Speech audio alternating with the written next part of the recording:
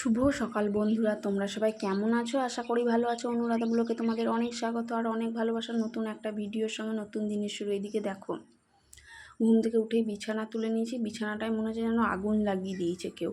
আর এদিকে বিছানা তোলার পর চাটা খাওয়ার পর এদিকে দেখো আজকে সব কাপড় চোপড়গুলো নিয়ে ভাঁজ করতে বসেছি। কারণ রান্না করতে গিয়ে না আর এই বাড়তি কাজ কিছু করাই হয় না, কারণ রান্না করতে করতেই সারা দিনটা যেন চলে যায়।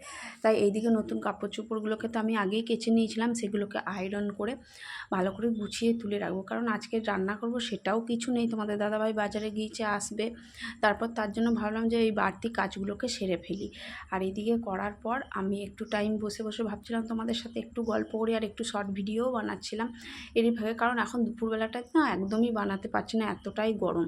আর তারই মাঝে তোমাদের দাদাভাই চলে এসেছিলো বাড়িতে। আর এদিকে দেখো আমি সব আলু, গাজর, তারপরে লাউয়ের খোসা, অনেক কিছু আছে, সব কিছু মিলিয়ে ভাজাভাজি কাটাকাটি করে নিয়েছিলাম। আর এইদিকে নিয়ে এসেছিলো বাটা মাছ। গরমে হাবিজাবি খেতে কিন্তু একদমই ভালো লাগছে না।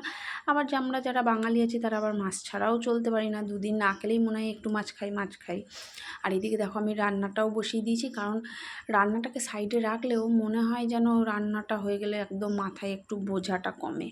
আর এদিকে হালকা পাতলা করে তোমার বাটা মাছের ঝোল করে নেবো। আর বন্ধুরা, তোমরা যারা এতক্ষণ ধৈর্য ধরে আমার ভিডিওগুলো দেখো, তোমাদের সবাইকে কিন্তু অসংখ্য ধন্যবাদ। আর এদিকে দেখো আমার মাছের ঝোল পুরো কমপ্লিট হয়ে গিয়েছে। আর তারপরেই রান্নাঘরটাকে পুরো ক্লিন করে নিয়েছিলাম, কারণ রান্নার পরে রান্নাঘরটা যদি নোংরা হয়ে থাকে আমার কিন্তু একদমই ভালো লাগে না।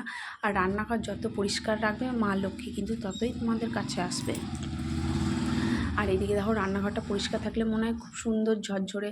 আর তারপরেই আমি ঘর দুয়ার ঝাঁট দিয়ে মুছে নিচ্ছিলাম, কারণ আজকে না রোদ আছে, যেমন হাওয়াও দিচ্ছে, দেখছো হাওয়াতে কেমন বাঁশ পাতাগুলো মানে বাড়ির চারিদিকে ঢুকছে।